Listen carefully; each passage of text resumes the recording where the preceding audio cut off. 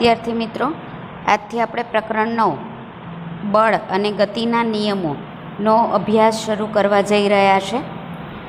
Chapter ફિઝિક્સનું એટલે કે ભૌતિકશાસ્ત્રનું છે, જેમાં આપણે બળ એટલે શું સૌપ્રથમ તો એ સમજીશું. કારણ કે જ્યારે પણ બળનો ખ્યાલ આવે ત્યારે આપણને કોઈ ધક્કો મારતું હોય, ક્યાંક આપણે દબાણ લગાવતા હોઈએ, એવું બધું આપણો ખ્યાલ આપણા મગજમાં આવે છે. અને એને લગતા કેટલાક ચિત્રો તમને આ દેખાઈ રહ્યા છે કે જેમ કે આ બળ લગાડ્યું તો આ ટ્રોલી ખસે છે, સ્પ્રિંગ ખેંચાય છે, આપણે બોલને માર્યું એટલે બોલ આગળ વધે છે, બરાબર.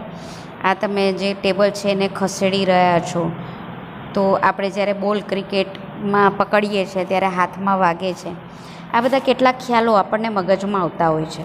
એટલે આ ચેપ્ટરમાં આપણે બળ એટલે શું, બળના બે પ્રકાર, સંતુલિત અને અસંતુલિત બળો, ગતિનો પ્રથમ નિયમ એટલે કે ન્યૂટનની ગતિનો પહેલો નિયમ, ગતિના જે આ નિયમો છે તેણે આપવાની શરૂઆત કોણે કરી હતી અને કેવી રીતે કરી હતી, ત્યાર પછી ન્યૂટને કેવી રીતે ગતિના નિયમો આપ્યા, બરાબર. જડત્વ અને દ્રવ્યમાન એટલે કે દળ વિશેની સમજૂતી મેળવીશું. ગતિના બીજા નિયમ વિશેની સમજૂતી મેળવીશું. ગતિના ત્રીજો નિયમ અને વેગમાન સંરક્ષણના નિયમ. આ ટોપિક સમગ્ર પ્રકરણની વાત કરું છું, આ સેશનની વાત નથી કરતી. સમગ્ર પ્રકરણમાં આપણે આ મુદ્દાઓ આવરી લેવાના છીએ. તો આપણું જે ચેપ્ટરનું નામ છે તે છે, એટલે ચેપ્ટરનું નામ છે બળ અને ગતિના નિયમો. તો સૌપ્રથમ બળ વિશે સમજૂતી મેળવીએ કે બળ એટલે શું. તો સવાલ પહેલો એ ઉદ્ભવે કે બળનો ખ્યાલ સ્પષ્ટ કરો. પદાર્થ પર બાહ્ય બળ લગાડવાથી કઈ કઈ અસરો જોવા મળે છે, બરાબર. તો તે વિશે આપણે થોડુંક નાનકડા વિડીયો દ્વારા પણ જોઈશું, અને એ ઉપરાંત આપણે અહીંયાથી પ્રશ્ન પ્રમાણે પણ જોઈ લઈએ. તો જ્યારે સામાન્ય રીતે પદાર્થને ગતિમાં લાવવા, ધારો કે કોઈ પદાર્થ સ્થિર છે તેને ગતિમાં લાવવો છે. આ તમે જોઈ શકો છો કે આ ટ્રોલી સ્થિર હતી, એને ગતિમાં લાવી છે. ગતિમાન પદાર્થની અવસ્થા બદલવા માટે તેને ખેંચવી પડે. એટલે શું કે ધારો કે કોઈ પદાર્થ ગતિમાં છે, બરાબર, તેને સ્થિર કરવો છે, અથવા તો સ્થિર પદાર્થને ગતિમાં લાવવો છે, અથવા તો ધારો કે કોઈ ઝડપી ગતિ કરી રહ્યો છે તો તે ગતિને ધીમી પાડવી છે, બરાબર. તો તેને ખેંચવું પડે અથવા ધકેલવું પડે, એટલે કે ધક્કો મારવો પડે, કે તેના ઉપર આઘાત એટલે થોડા સમય માટે બળ લગાડવું પડે. એમનેમ તમે એક જગ્યા ઉપર બેસી રહો અને આવી કોઈ ક્રિયાઓ કરી શકતા નથી, એટલે તેના ઉપર બળ લગાડવું પડે છે. તો બળનો ખ્યાલ એટલે આપણને બળ જનરલી મગજમાં આપણે રાખીએ તો આપણને મગજમાં શું આવે, એટલે કે બળ એટલે શું, એવું મગજમાં શું આવે, તો કે કોઈ પદાર્થને ખેંચવો, ધકેલવો, ઠોકર મારવી વગેરે પર આધારિત છે. જેમ કે તમે અહીંયા જોઈ શકો છો કે ધક્કો મારવાથી આ ટ્રોલી જે છે તે આગળ ગતિ કરે છે, બરાબર. ધારો કે આ તમારું એક ટ્રોલી છે, હવે એમાં તમારે આ ખાનું ખોલવું છે, એટલે તિજોરીનું ખાનું ખોલો તો કેવી રીતે ખોલશો, ખેંચશો તો ખુલે ને, બરાબર. તમને નેક્સ્ટ જે આકૃતિ અહીંયા બતાવી રહી છે તો તમે જોઈ શકો છો કે આ હોકીથી આ લેડીઝ રમી રહી છે. હવે આ દડાને તમારે આમ કોઈ બીજી દિશામાં ધકેલવું હોય તો તમે શું કરશો, આ હોકીની સ્ટીક છે આ દડાને આ રીતે મારશો એટલે દડો એ બીજી દિશામાં જશે, બરાબર. એટલે તમે જોઈ શકો છો કે પદાર્થને ધકેલવાથી કે ખેંચવાથી, જેમ ટ્રોલીને અહીંયા આપણે ખેંચેલું, આ જે ટ્રોલી છે એને આપણે ધક્કો મારેલો, બરાબર, આને આપણે ખેંચેલો, અને આને આપણે આ બોલને હોકીમાં ઠોકર મારેલો. એટલે શું થાય છે, જે તે પદાર્થની ગતિની દિશા બદલી શકાય. એટલે શું, તો આ સ્થિર હતું તો ગતિમાં આવ્યું, આને તમે બહાર એટલે કે ગતિમાં લાવી શક્યા, અહીંયા તમે એની દિશા બદલી શક્યા, બરાબર. બળને જોઈ શકાતું નથી પણ તેનો પ્રભાવ જોઈ શકાય છે કે અનુભવી શકાય છે. એટલે શું કે આપણે કોઈએ બળને જોયું નથી, મેં બળ જોયું છે એવું બન્યું છે, એટલે બળ જોઈ શકાતું નથી પણ બળની જે અસર છે તેને અનુભવી શકાય છે. ઉદાહરણ તરીકે તમે અહીં જોયું કે આ જે પ્લેયર છે એણે આ હોકીના બોલને માર્યો છે, બરાબર છે, હોકી સ્ટીકથી આ બોલને માર્યો તો તમે અનુભવી શક્યા કે શું બળ લાગ્યું. તમે એ જે બોલ જે દિશામાં જાય છે તે અનુભવી શકો છો, જોઈ શકો છો, બરાબર. પણ તમે બળને જોઈ શકતા નથી કે અહીં આ બળ લાગ્યું, બરાબર. કોઈ પદાર્થ જેમ તમે તિજોરીને જોઈ શકો, તમારી બોલપેનને જોઈ શકો, તેવી રીતે બળને જોઈ શકતા નથી પણ જે બળની અસર છે તેને તમે અનુભવી શકો છો. તો બળ લાગવાથી શું થાય તો તે જરા જુઓ. તો બળ લાગવાથી, બળ એટલે શું? તો આપણે પહેલાં તો એ જોયું કે પદાર્થને ધક્કો મારવાથી, ખેંચવાથી કે ઠોકર લગાવવાથી તેની ગતિની અવસ્થા, એટલે પદાર્થની ગતિની અવસ્થા બદલી શકાય છે, તો એને બળ કહેવાય. ઓકે, એટલે જુઓ, બળને જોઈ શકાતું નથી પણ તેનો અનુભવ કરી શકાય છે. એટલે અહીંયા તમે જુઓ તો બળ લગાડવાથી થાય શું? તો બળ લગાડવાથી એક તો વેગમાં ફેરફાર થાય, બરાબર. એટલે જેમ કે તમારી સાયકલ સ્થિર છે, તમે પેન્ડલ મારો છો એટલે બળ લગાડ્યું તો તમારી જે સાયકલ છે ગતિમાં આવી, બરાબર. જેના વડે તમે સાયકલ ચલાવવું એમ કહેવામાં આવે, એટલે વેગમાં ફેરફાર થાય, એટલે વેગના મૂલ્યમાં ફેરફાર થઈ શકે એમ કહેવાય. જેમ કે તમે સાયકલ ચલાવી રહ્યા છો, ધીમી ચલાવી રહ્યા છો, અચાનક તમને એવું થાય છે કે મારે ઝડપી પહોંચવું છે, તો તમે વધારે બળથી પેન્ડલ મારશો તો તમે તમારી સાયકલ જે ધીમી ચાલતી હતી એને ઝડપમાં લાવી, એટલે તેના વેગમાં તમે ફેરફાર કર્યો. આ ઉપરાંત પદાર્થની ગતિની દિશા બદલી શકાય છે. એટલે કોઈ પદાર્થ જે દિશામાં ગતિ કરતો હોય તમે બળ લગાડો તો તેની દિશા તમે બદલી શકો છો. બળ લાગવાથી પદાર્થનો આકાર બદલી શકાય. જેમ કે અહીંયા સ્ક્રીન પર દેખાડેલું છે કે આ જે સ્પ્રિંગ છે, બરાબર, એના પર તમે બળ લગાડ્યું, ખેંચી, તો એનો જે આકાર છે તે બદલાઈ ગયો. તેવી રીતે આ બોલ છે, તમે બંને બાજુથી બળ લગાડો છો તો તેનો આકાર તમે બદલી શકો છો, તે દબાઈ જાય છે, બરાબર. તો કોઈપણ પદાર્થનો આકાર બદલી શકાય છે. એટલે બળથી શું થાય?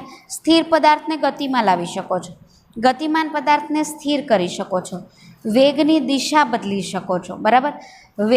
કોઈપણ પદાર્થનો આકાર બદલી શકો છો. આ બાહ્ય બળ એટલે બહારથી લાગતા બળની અસર તમને કેટલીક જોવા મળે છે.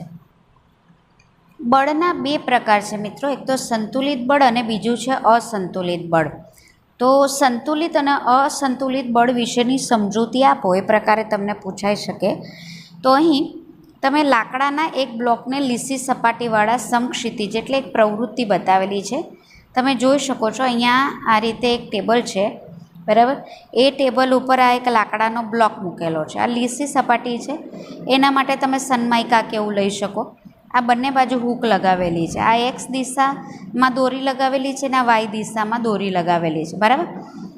સમક્ષિતિજ ટેબલ પર મૂકી એક્સ અને વાયના બ્લોકના સામસામેના છેડા સાથે જોડેલ છે. તમે જોઈ શકો છો આ બે દોરી લગાવેલી છે. બ્લોકને બાંધેલી દોરી એક્સને બળ લગાડીને ખેંચીએ તો બ્લોક જમણી બાજુ ખસવાની શરૂઆત કરે. એટલે હવે જુઓ, ધારો કે આપણે બંને બાજુથી બ્લોકને ખેંચીએ છીએ, બરાબર, અને હું આ જે એક્સ બાજુ છે એ બાજુથી હું વધારે ખેંચું છું અને વાય બાજુથી ઓછું બળ લગાડું છું, તો બ્લોક કઈ બાજુ ખસશે? એક્સ બાજુ ખસશે, બરાબર. તે જ રીતે જો દોરીને વાય બાજુ ખેંચવામાં આવે તો બ્લોક ડાબી બાજુ ખસવાની શરૂઆત કરે છે, બરાબર. એટલે ધારો કે હવે ઊંધું કરું, આ બાજુ વધારે ખેંચું છું ને આ બાજુ એટલે કે એક્સ બાજુએ ઓછું બળ લગાડું છું, તો બ્લોક કઈ બાજુ ખસશે? વાય બાજુ ખસશે, બરાબર. પણ જો બ્લોકને બંને બાજુથી સમાન બળ દ્વારા ખેંચવામાં આવે તો બ્લોક ગતિ કરતો નથી. પણ સપોઝ હું બ્લોકને જેટલું બળ એક્સ બાજુથી લગાડું છું એટલું જ બળ વાય બાજુથી લગાડું છું, તો શું થશે? તો બ્લોક ખસશે નહીં, પોતાની તે મૂળ સ્થિતિમાં એટલે કે પોતાની જે જગ્યા છે તે જાળવી રાખશે. તો આમ બંને બાજુ જો બળ સરખા લગાડો છો તો પરિણામી અસર શું જોવા મળે છે? કંઈ નહીં. પરિણામી અસર એટલે તમે આ બાજુ વધારે બળ લગાડ્યું તો બ્લોક આ બાજુ ખસ્યો, આ બાજુ વધારે બળ લગાડ્યું તો આ બાજુ ખસ્યો. પણ જો બંને બાજુ બળ લગાડો છો સરખું, બંને બાજુ સરખું બળ લગાડો છો તો બ્લોક ખસતો નથી. એટલે એની અસર શું જોવા મળી? શૂન્ય. તો આવા બળોને સમતુલિત બળ કહેવાય. તો સમતુલિત બળ એટલે શું? બંને દિશામાંથી એટલે કે જેટલી પણ દિશામાંથી બળ લાગે છે તે એક સરખું બળ લાગે છે, બળમાં કોઈ પણ દિશામાં વધારો કે ઘટાડો જોવા મળતો નથી. તો આવા બળને શું કહેવામાં આવે છે? સમતુલિત બળ કહેવામાં આવે છે. એટલે અહીંયા જ્યારે એક્સ અને વાય દિશામાં સરખું બળ લાગે ત્યારે શું થાય કે એના પર કોઈ અસર જોવા મળતી નથી. તો એના પરથી સમતુલિત બળ એટલે શું? તો જે બળની સંયુક્ત અસર હેઠળ પદાર્થની સ્થિર અથવા ગતિમાન અવસ્થામાં કોઈ ફેરફાર ના થાય તે બળોને સમતુલિત બળો કહેવામાં આવે છે. એટલે શું તો અહીંયા મેં તમને કીધું તેમ કે અહીંયા જ્યારે આપણે એક્સ અને વાય બંને દિશામાંથી સરખું બળ લગાડ્યું હતું, બરાબર, તો શું થતું હતું કે બ્લોક એની જ જગ્યામાં રહેતો હતો, એટલે એની અવસ્થામાં કોઈ ફેરફાર થતો નથી. એટલે જે બળની સંયુક્ત અસર હેઠળ, મતલબ કે અહીંથી લાગતું બળ અને અહીંથી લાગતું બળ, એની સંયુક્ત અસર હેઠળ પદાર્થ ગતિમાન હોય કે સ્થિર હોય એની અવસ્થામાં કોઈ ફેરફાર થતો નથી, તેવા બળોને સંતુલિત બળ કહેવામાં આવે છે. પણ જો આપણે બળ વધારે એક્સ દિશામાં લગાવ્યું હોત તો બ્લોક જમણી બાજુ ખસે, ને જો બળ આપણે વાય દિશામાં વધારે લગાડ્યું હોત તો બ્લોક વાય દિશામાં ખસે છે, બરાબર. તો હવે આ જે બળો છે એને સંતુલિત બળો કહેવાશે નહીં. તો અસંતુલિત બળો, એને અસંતુલિત બળો કહેવાશે. તો એ અસંતુલિત બળ એટલે શું? જો અલગ અલગ મૂલ્યના બે પરસ્પર વિરુદ્ધ દિશામાં ગતિ કરતા બળો વડે બ્લોકને ખેંચવામાં આવે તો બ્લોક વધારે મૂલ્ય ધરાવતા બળની દિશામાં ગતિ કરવાની શરૂઆત કરે છે. અહીં બે બળો સંતુલિત નથી અને આ અસંતુલિત બળોનું પરિણામી બળ ગતિની દિશામાં કાર્યરત હોય છે. એટલે શું કહેવા માંગે છે કે તમે એક્સ દિશામાં વધારે બળ લગાડ્યું, તો જે તમારો બોલ છે તે એક્સ દિશામાં એટલે કે જમણી દિશામાં ખસ્યો, અને જો તમે વાય દિશામાં વધારે બળ લગાડ્યું તો તમારો બ્લોક છે તે વાય દિશામાં ખસ્યો. એટલે જુઓ, પરસ્પર વિરુદ્ધ દિશામાં બે બળો લાગી રહ્યા હતા, બરાબર, અને બ્લોકને ખેંચ્યું તો બ્લોક જે બાજુ વધારે મૂલ્ય ધરાવતું બળ હતું તે દિશામાં ગતિ કરતો હતો, બરાબર. એટલે અહીંયા બે બળો સંતુલિત નથી એમ કહેવાય. તો કેવું તો અસંતુલિત નથી તો કેવા બળ છે? તો એવા બળને અસંતુલિત બળ કહેવાય. ને એનું પરિણામ શું આવે? એટલે કે અસંતુલિત બળનું પરિણામી બળ ગતિની દિશામાં કાર્યરત હોય છે. મતલબ શું કે જે બાજુ વધારે બળ લાગશે તે બાજુ પદાર્થની અવસ્થામાં ફેરફાર જોવા મળશે. એટલે તે સ્થિર હશે તો ગતિમાં આવશે, ગતિની દિશા બદલાશે, બરાબર, કે તેનો આકાર બદલાઈ શકે છે. જે આપણે બાહ્ય બળની અસર જોઈએ એ જ અસર અસંતુલિત બળના કારણે જોવા મળે, કારણ કે સંતુલિત બળમાં તો કોઈ પણ અસર જોવા મળતી નથી. તો અસંતુલિત બળ એટલે શું? તો જે બળોની સંયુક્ત અસર હેઠળ સ્થિર અવસ્થામાં રહેલો પદાર્થ ગતિમાં, મેં તમને કીધું તેમ, જો બળની અસર જોવા મળે તો તેના પર લાગતું બળ એ અસંતુલિત બળ જ હોય, બરાબર. તો જે બળની સંયુક્ત અસર હેઠળ સ્થિર અવસ્થામાં રહેલો પદાર્થ ગતિમાન અવસ્થામાં આવે અથવા ગતિમાન અવસ્થામાં રહેલો પદાર્થ વેગમાં ફેરફાર થાય તો તેવા બળને અસંતુલિત બળ કહેવાય. એટલે પદાર્થ ઉપર બળ લાગવાથી એની અવસ્થામાં કોઈ ફેરફાર થાય એટલે બળની અસર જોવા મળે કે તે સ્થિર હોય તો ગતિમાં આવે, ગતિમાં હોય તો સ્થિર થઈ શકે, અથવા તો વેગમાં ફેરફાર થઈ શકે, ગતિની દિશા બદલાઈ શકે, પદાર્થનો આકાર બદલાઈ શકે. તો આવા બળને અસંતુલિત બળ કહેવામાં આવે છે. એટલે અસંતુલિત બળનું પરિણામી અસર શૂન્ય સિવાયનું, શૂન્ય ના હોય, શૂન્ય મતલબ કોઈ અસર જ જોવા નથી મળતી, પણ અહીં તો અસર જોવા મળે છે, એટલે તે પરિણામી અસર એ શૂન્ય હોતી નથી, બરાબર. નેક્સ્ટ સવાલ છે મિત્રો, ઘર્ષણ બળ એટલે શું? ને ઘર્ષણ બળની હાજરીમાં પદાર્થ પર લાગતા પરિણામી અસંતુલિત બળને લીધે પદાર્થની ગતિ સમજાવો. તો મિત્રો એવું ક્યારે બન્યું છે કે તમે કોઈ પદાર્થને ગતિ કરાવી તો તે ગતિ જ કરતું હોય, અનંત અંતર સુધી તે ગતિ કર્યા કરે, એવું બન્યું છે? એવું નથી બનતું ને. થોડી વાર ગતિ કરીને તે અટકી જશે. તો એવું કેમ થઈ ગયું? આપણે તો ધક્કો માર્યો તો એ નિરંતર ગતિ કરતું રહેવું જોઈએ, પણ તે અટકી જાય છે. અને આ બળ તમે પ્રાઇમરીમાં પણ ભણી આવો છો. તો કોઈપણ પદાર્થ જો સતત ગતિ કરતો હોય તો એક સમય એવો આવે કે તે ગતિ કરતો અટકી જાય છે. એટલે પદાર્થની ગતિને અવરોધતું બળ એટલે એને ઘર્ષણ બળ કહેવામાં આવે છે, બરાબર. તો જ્યારે પદાર્થ કોઈ સપાટી પર સપાટીના સંપર્કમાં રહીને ગતિ કરતો હોય એટલે શું? તો મિત્રો બળના તો આમ તો ઘણા પ્રકાર છે, બરાબર. તો જેમ કે બળ આપણે કહીએ તો સંપર્કમાં રહીને બળ લાગે અને સંપર્ક વગર બળ લાગે. તો એ પણ હું તમને હવે આ જે ટૉપિક સમજાવ્યા પછી કહું છું મિત્રો, એક વિડીયો દ્વારા, નાનકડા વિડીયો દ્વારા તમને સમજાવીશ જે બળના પ્રકાર છે જે તમે પ્રાઇમરીમાં ભણી ગયા. તો હવે ધારો કે કોઈ પદાર્થ છે તે ગતિ કરી રહ્યો છે, પણ શું કહે છે, સપાટીના સંપર્કમાં. જેમ કે આ ટેબલ છે, તમે તેને ખસેડશો તો ટેબલ ક્યાં રાખેલું હશે? જમીન પર રાખેલું હશે ને. જમીનને અડીને હશે ને, એટલે શું કહેવાય છે, કોઈ પદાર્થ સપાટી પર એટલે જમીન ઉપર સપાટીના સંપર્કમાં રહીને ગતિ કરતો હોય તો સપાટી દ્વારા, એટલે કે સપાટી એટલે અહીંયા જમીન થઈ, એના દ્વારા આ પદાર્થની ગતિને અવરોધતું બળ લાગે એને કહેવામાં આવે છે ઘર્ષણ બળ. એટલે કોઈ પણ પદાર્થ શા માટે નિરંતર ગતિ કરતો નથી? કારણ કે એ જે સપાટી પર ગતિ કરી રહ્યો છે એ સપાટી દ્વારા એ પદાર્થની ગતિને અવરોધતું બળ લાગે એને ઘર્ષણ બળ કહેવાય. ને ઘર્ષણ બળ હંમેશા વિરુદ્ધ દિશામાં લાગે. એટલે શું? પદાર્થ તમે આ દિશામાં ગતિ કરો છો, આ તમે એરો બતાવ્યો છે, તો ઘર્ષણ બળ તમે નીચે જોઈ શકો છો એનાથી વિરુદ્ધ દિશામાં લાગે છે, બરાબર. એટલે ઘર્ષણ બળ હંમેશા જે પદાર્થની ગતિની દિશા હોય એના કરતાં વિરુદ્ધ દિશામાં લાગે. જો કેટલાક બાળકો એક બોક્સને ખરબચડી સપાટી પર ઓછા બળથી ખસેડવાનો પ્રયત્ન કરે, એટલા બાળકો છે, હવે એને કહેવામાં આવ્યું કે આ ટેબલ છે જરા ખસેડી દો ને, એટલે થોડી ઓછી, એટલે કે જેમ કે આપણી સ્કૂલમાં હોય તો આપણી જે રૂમનો જે આપણો ટાઇલ્સ છે એના ઉપર આ ટેબલ તમે ખસેડી રહ્યા છો, તો ટાઇલ્સ કમ્પેરેટિવલી તુલનાત્મક રીતે તમે જોવા જાઓ તો લીસી હોય તો એના ઓછી ખરબચડી કહી શકાય, એના ઉપર તમે આ ટેબલ ખસેડી રહ્યા છો, બરાબર. બોક્સ ખસતું નથી કારણ કે ઘર્ષણ બળ ધક્કાની વિરુદ્ધ, એટલે તમે ધક્કો તો લગાવ્યો પણ બોક્સ ખસતું નથી, તાણે ત્યાં જ ઊભું છે, બરાબર. કેમ એવું કે તમે તો બળ લગાડ્યું પણ બોક્સ ખસ્યું નહીં? કારણ કે તમે બળ આ દિશામાં લગાડી રહ્યા છો તો એની વિરુદ્ધ દિશામાં ઘર્ષણ બળ લાગી રહ્યું છે, માટે એ બોક્સ ત્યાંનું ત્યાં જ છે. આ ઘર્ષણ બળ બે સંપર્ક સપાટી વચ્ચે ઉદ્ભવ છે.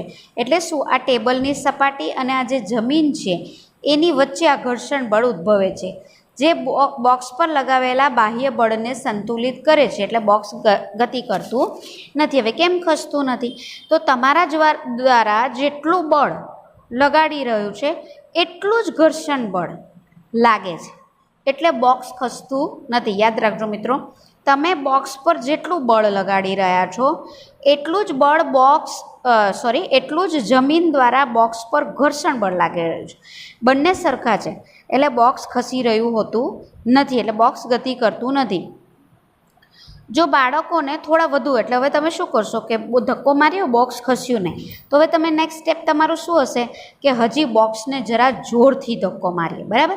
એટલે બાળકો બોક્સને થોડા વધુ જોરથી ખસેડે છે, બરાબર, તો પણ બોક્સ ખસતું નથી, કારણ કે હજી પણ ઘર્ષણ બળ તમે જેટલું બળ લગાડો છો, આ તમે જેટલું બળ લગાડ્યું એટલું જ ઘર્ષણ બળ છે માટે, બરાબર. એટલે તમે જુઓ, એ સમજાવવા માટે આ બંને એરોની જે સાઇઝ છે એક સરખી રાખી છે, મતલબ તમને એવું આમાં સમજવું કે તમે જેટલું બળ લગાડો છો એટલું જ ઘર્ષણ બળ અહીં બોક્સ પર લાગી રહ્યું છે, એટલે હજી બોક્સ ખસતું નથી. હવે મેં તો તમને બોક્સ ખસેડવાની પ્રવૃત્તિ આપેલી છે એટલે તમારે તો બોક્સ ખસેડવાનું જ છે, તો તમે હજી શું કરશો? તો તમે શું કરશો?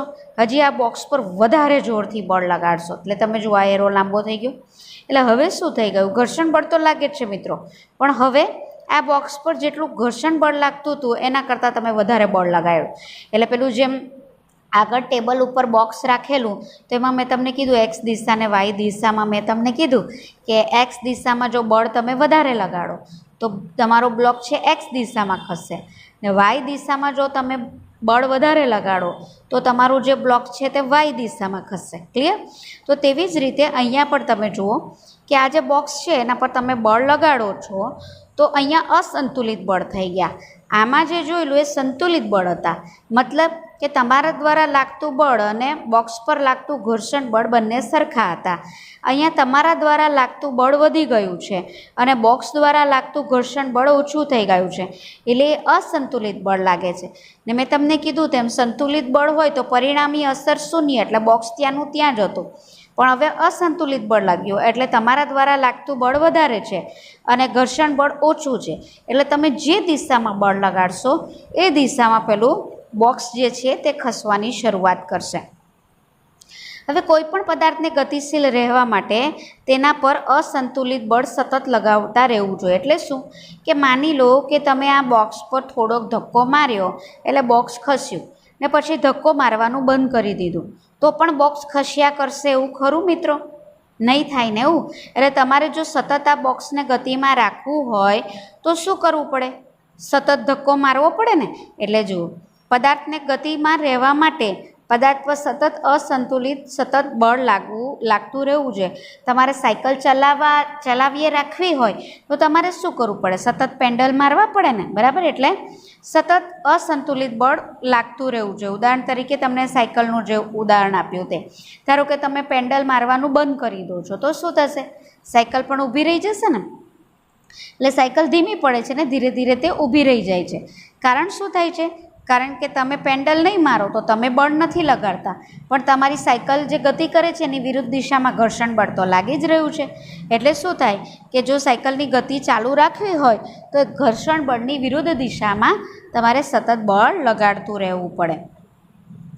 આમ કોઈ પદાર્થને પ્રવેગિત ગતિ કરવા માટે તેના પર અસંતુલિત બળ, પ્રવેગિત ગતિ એટલે તેના વેગમાં ફેરફાર કરવા માટે. પ્રવેગિત ગતિ આપણે 8મા ચેપ્ટરમાં ભણી જ ગયા છે કે જો પદાર્થને સતત ગતિમાં રાખવું હોય તો તેના ઉપર સતત અસંતુલિત બળ લગાડવું જરૂરી છે અને તેની ઝડપ અથવા તો ગતિની દિશામાં જ્યાં સુધી અસંતુલિત બળ લાગે ત્યાં સુધી ફેરફાર થતો રહે.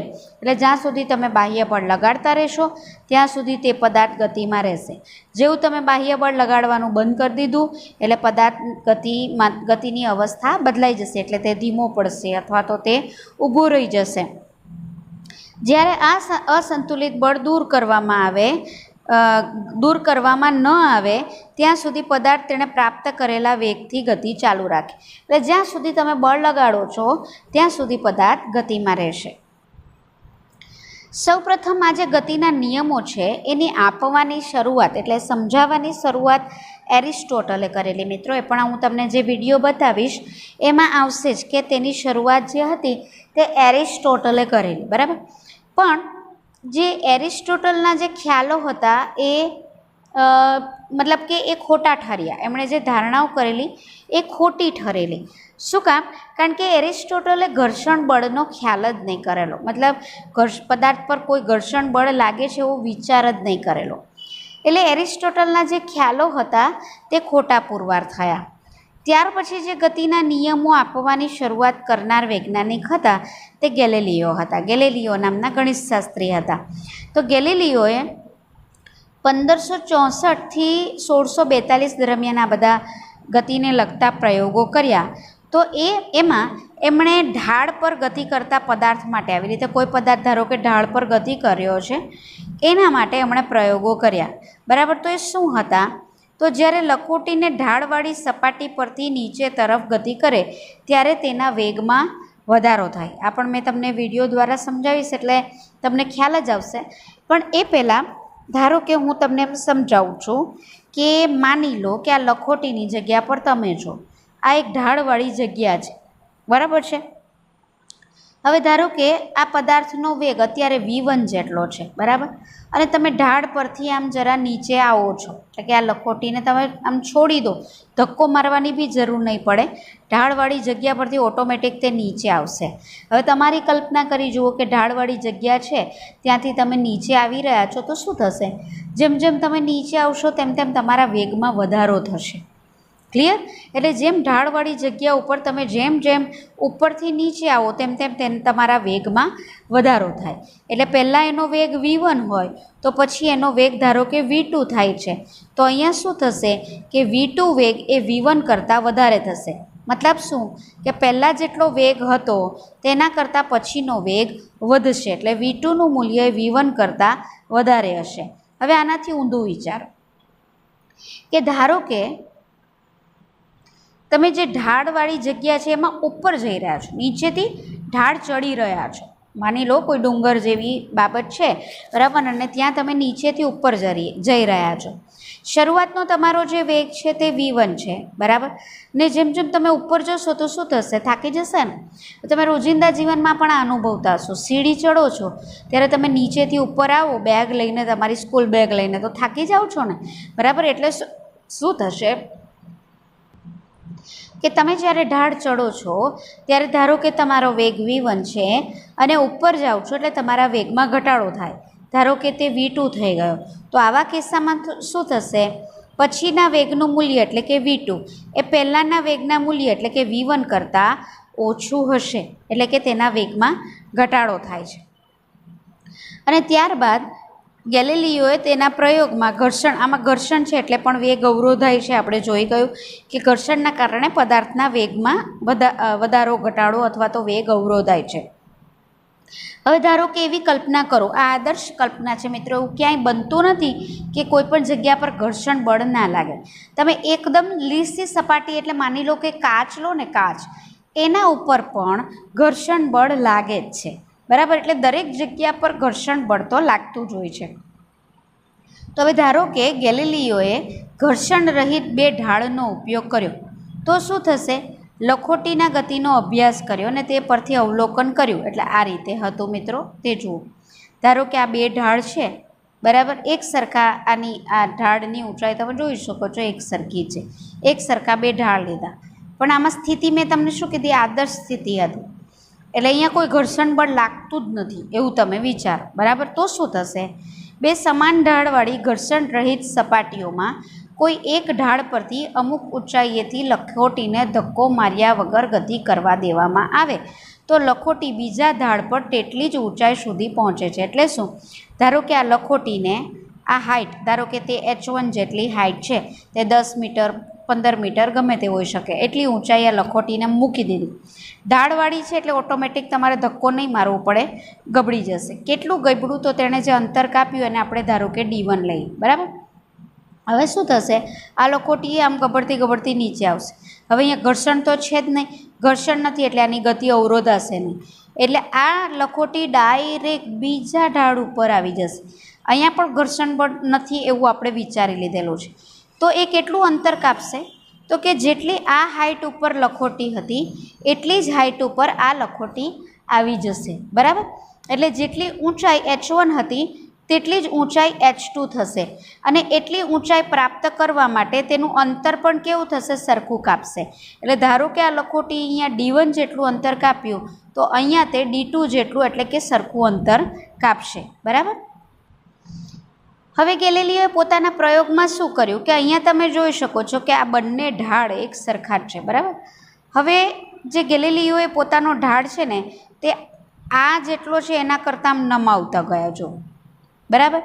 તો શું થશે, આને આ લખોટીને ગબડાવો છો તો એ આટલી જ ઊંચાઈ પ્રાપ્ત તો કરશે, પણ એટલી ઊંચાઈ પ્રાપ્ત કરવા માટે તે જેમ જેમ ઢાળને નીચું લાવશો તેમ તેમ તે વધારે અંતર કાપતું જશે.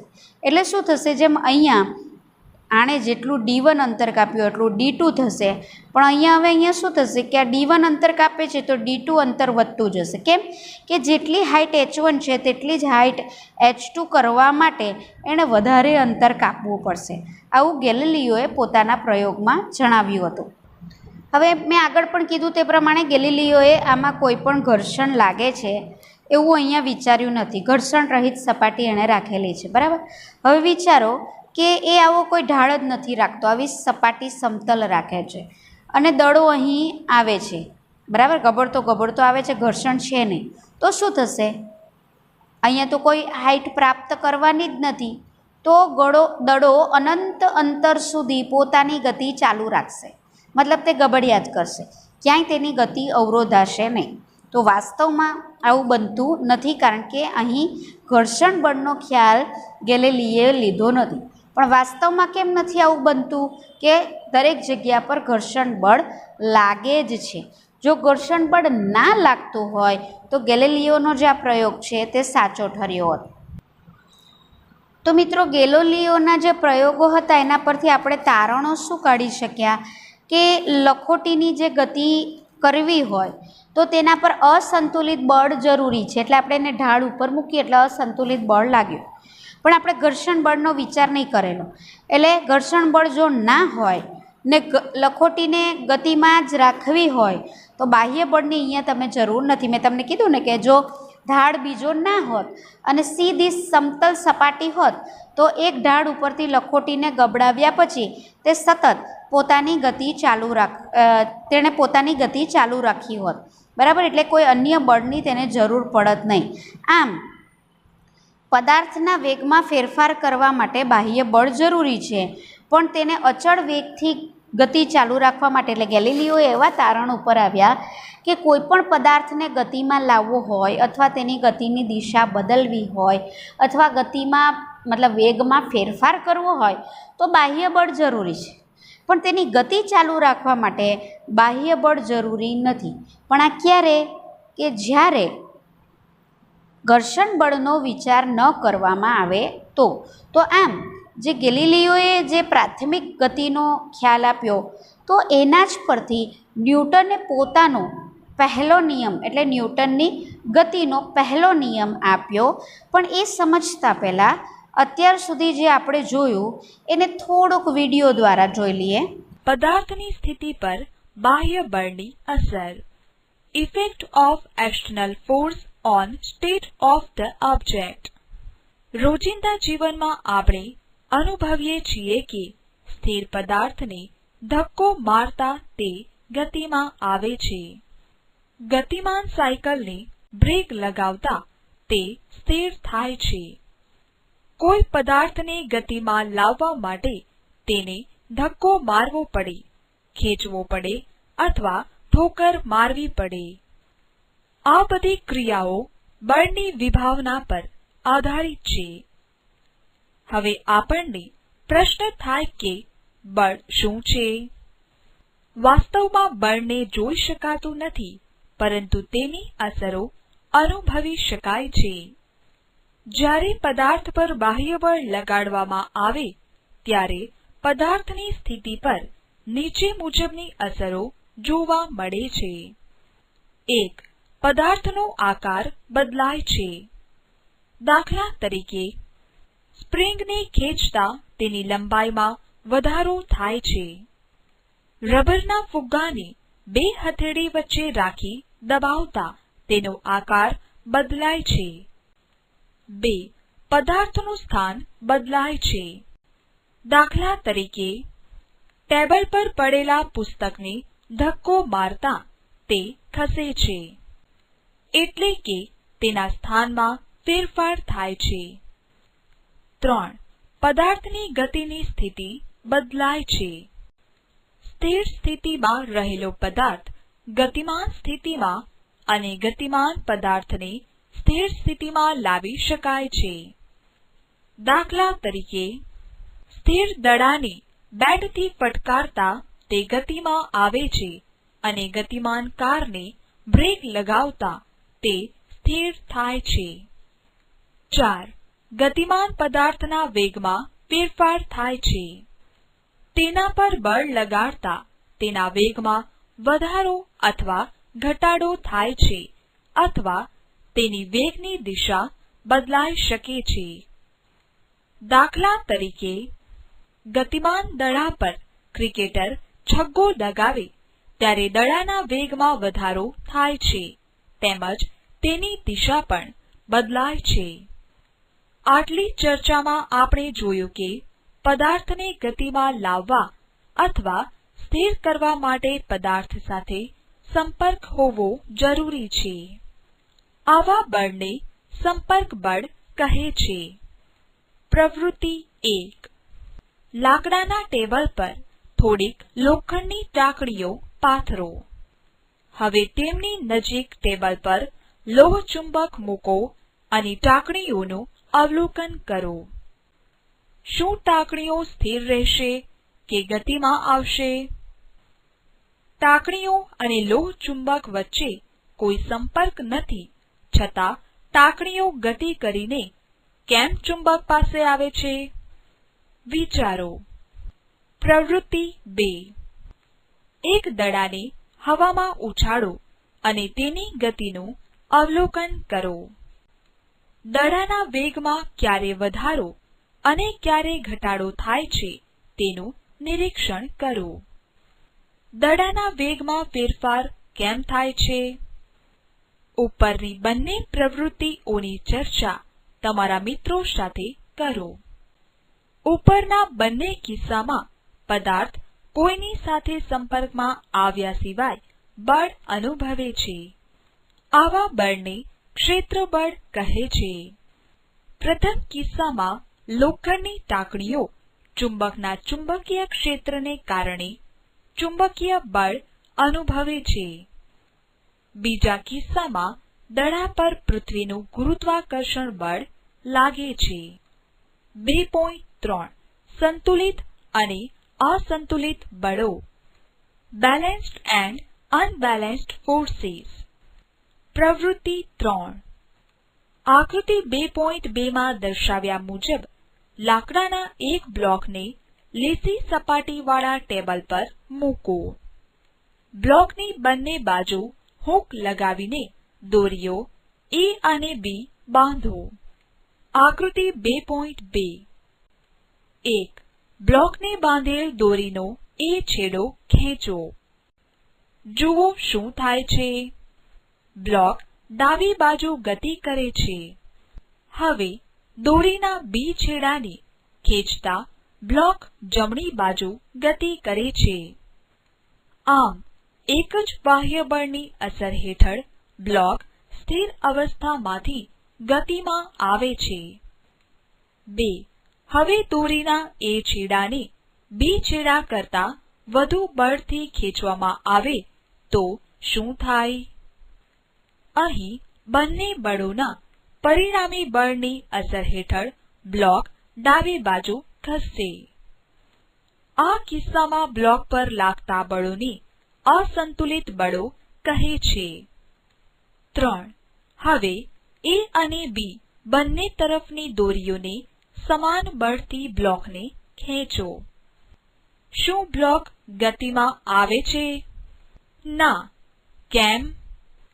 આમ કરતી વખતે આપણે સરખા મૂલ્યના બળો પરસ્પર વિરુદ્ધ દિશામાં લગાડીએ છીએ. આ બે બળોના પરિણામી બળની અસર હેઠળ લાકડાનું બ્લોક સ્થિર અવસ્થામાં રહે છે. આ કિસ્સામાં બ્લોક પર લાગતા બળોને સંતુલિત બળો કહે છે. આમ સંતુલિત બળો અને અસંતુલિત બળોને નીચે મુજબ વ્યાખ્યાયિત કરી શકાય છે. સંતુલિત બળો. Balanced forces. જે બળોની સંયુક્ત અસર હેઠળ પદાર્થની સ્થિર અથવા ગતિમાન અવસ્થામાં ફેરફાર થતો ન હોય તે બળોને સંતુલિત બળો કહે છે. સંતુલિત બળોનું પરિણામી બળ શૂન્ય હોય છે. આથી સ્થિર અવસ્થામાં રહેલો પદાર્થ સ્થિર અને ગતિમાન પદાર્થ પોતાની અચળ વેગી ગતિ ચાલુ રાખે છે. ક્યારેક સંતુલિત બળોની અસર હેઠળ પદાર્થનો આકાર બદલાઈ શકે છે.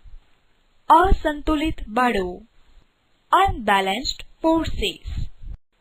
જે બળોની સંયુક્ત અસર હેઠળ સ્થિર અવસ્થામાં રહેલો પદાર્થ ગતિમાન અવસ્થામાં આવે અથવા ગતિમાન પદાર્થના વેગમાં ફેરફાર થાય તો તેવા બળોને અસંતુલિત બળો કહે છે. અસંતુલિત બળોનું પરિણામી બળ શૂન્યેતર મૂલ્યનું હોય છે. એરિસ્ટોટલના ગતિ વિષયક ખ્યાલો. એરિસ્ટોટલ's thoughts about motion. ગ્રીક ચિંતક એરિસ્ટોટલનો ખ્યાલ એવો હતો કે પદાર્થ ગતિમાં હોય તો તેને ગતિમાં ચાલુ રાખવા માટે સતત બાહ્ય બળની જરૂર પડે છે. એરિસ્ટોટલ આમ માનવા માટે શા કારણે પ્રેરાયા? વિચારો. તેણે અનુભવેલા કોઈક વ્યવહારુ અનુભવને કુદરતનો મૂળભૂત નિયમ ગણી લીધો અને તેના આધારે તેણે આ ખ્યાલો રજૂ કર્યા હતા. બળો અને ગતિ માટેનો કુદરતનો નિયમ શું છે તે જાણવા માટે ગતિને અવરોધતા ઘર્ષણ બળો હોય જ નહીં તેવી સ્થિતિની કલ્પના કરવી પડે. ગેલિલિયોએ આમ જ કર્યું હતું અને ગતિ અંગે ઊંડી સમજ મેળવી હતી. ગતિ અંગેના એરિસ્ટોટલના મોટા ભાગના ખ્યાલો આજે ખોટા જણાયા છે. ગેલિલિયોના પ્રયોગો અને જડત્વનો નિયમ. Galileo's experiments and law of inertia. ગેલિલિયોએ ઢાળ પર ગતિ કરતા પદાર્થ માટે પ્રયોગો કર્યા. તેણે તેના પહેલા પ્રયોગના અવલોકનો પરથી નોંધ્યું કે 1. જ્યારે દડો ઢાળવાળી સપાટી ઉપરથી નીચે તરફ ગતિ કરે છે ત્યારે તેના વેગમાં વધારો થાય છે, એટલે કે દડો પ્રવેગી ગતિ કરે છે. જુઓ આકૃતિ 2.4. A in bracket V1 less than V2 bracket over. 2. જ્યારે દડો ઢાળવાળી સપાટી પર નીચેથી ઉપરની તરફ ગતિ કરે છે ત્યારે તેના વેગમાં ઘટાડો થાય છે, એટલે કે દડો પ્રતિપ્રવેગી ગતિ કરે છે. જુઓ આકૃતિ 2.4b. in bracket V1 greater than V2 bracket over. 3. ઉપર્યુક્ત બંને અવલોકનો પરથી ગેલિલિયોએ વિચાર્યું કે જો દડો ઢાળ વગરની ઘર્ષણ રહિત એવી સમક્ષિતિજ સમતલ સપાટી પર ગતિ કરતો હોય તો વેગમાં ફેરફાર થવો જોઈએ નહીં અને દડો અચળ વેગથી ગતિ કરતો હોવો જોઈએ. જુઓ આકૃતિ 2.4c. V1 is equal to V2. આ પ્રયોગના તારણ પરથી ગેલિલિયોએ જણાવ્યું કે પદાર્થની અચળ વેગી ગતિ ચાલુ રાખવા માટે બાહ્ય બળની કોઈ જ આવશ્યકતા નથી. ત્યારબાદ ગેલિલિયોએ તેના પ્રયોગમાં ઘર્ષણ રહિત બે ઢાળનો ઉપયોગ કરી દડાની ગતિનો અભ્યાસ કર્યો અને તેના તારણો નીચે મુજબ હતા. આકૃતિ 2.5. ગેલિલિયોનો બે ઢાળવાળો પ્રયોગ. 1. આકૃતિ 2.5 માં દર્શાવ્યા અનુસાર બે સમાન ઢાળવાળી સપાટીઓમાંથી કોઈ એક ઢાળ પરથી અમુક ઊંચાઈએથી દડાને ધક્કો માર્યા સિવાય ગતિ કરવા દેવામાં આવે તો દડો બીજા ઢાળ પર તેટલી જ ઊંચાઈ સુધી પહોંચે છે. અહીં દડો બંને ઢાળ પર સમાન અંતર કાપે છે. આ કિસ્સામાં θ1 is equal to θ2, D1 is equal to D2 અને H1 is equal to H2 છે. અહીં θ1 અને θ2 ને ઢાળનો નમન કોણ કહે છે. 2. હવે પહેલી સપાટીનો ઢાળ અચળ રાખી બીજી સપાટીનો ઢાળ ઘટાડવામાં આવે ત્યારે પણ દડો પહેલા ઢાળ જેટલી જ ઊંચાઈ પ્રાપ્ત કરે છે, પરંતુ આ માટે તે બીજી સપાટી પર વધુ અંતર કાપે છે. જુઓ આકૃતિ 2.6 માં θ4 less than θ3 less than θ2 is equal to greater than D4 greater than D3 greater than D2. પ્રત્યેક વખતે H1 is equal to H2. આ અવલોકનો પરથી ગેલિલિયોએ અનુમાન લગાવ્યું કે જો સપાટીનો ઢાળ શૂન્ય કરી દેવામાં આવે તો દડો ઘર્ષણ રહિત સપાટી પર અનંત અંતર સુધી પોતાની ગતિ ચાલુ રાખે. આ એક આદર્શ પરિસ્થિતિ છે. ગેલિલિયોએ પોતાના આવા પ્રયોગો પરથી એરિસ્ટોટલના ખ્યાલને ખોટું ઠેરવતા કહ્યું કે પદાર્થના વેગમાં ફેરફાર કરવા માટે બાહ્ય બળ આવશ્યક છે, પરંતુ પદાર્થની અચળ વેગી ગતિ ચાલુ રાખવા માટે બાહ્ય બળની કોઈ જ આવશ્યકતા નથી. ગેલિલિયોના આ તર્કબદ્ધ અને ક્રાંતિકારી વિચારોના પરિણામ સ્વરૂપ પ્રશિષ્ટ યંત્રશાસ્ત્રના વિકાસની શરૂઆત થઈ.